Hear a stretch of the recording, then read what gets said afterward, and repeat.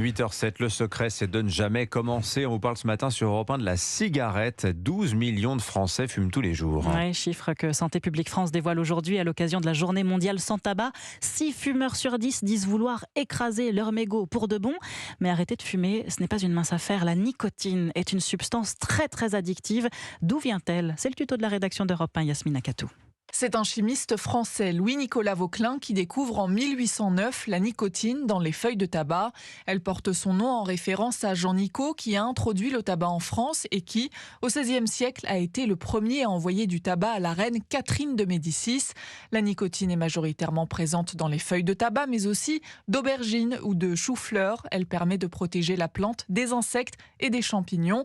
Dans notre corps, une fois inhalée, la nicotine arrive dans le cerveau en une dizaine de secondes à peine, dans la zone liée au plaisir. De la dopamine, l'hormone du bien-être est alors libérée. Avec le temps, l'organisme s'habitue et les fumeurs fument davantage. Le sevrage devient alors extrêmement difficile. D'ailleurs, la nicotine aurait le même effet addictif que la cocaïne. Yasmina Katou. Le tuto de la rédaction d'Europe 1, la notice de l'info, tous les matins dans le journal de 8h.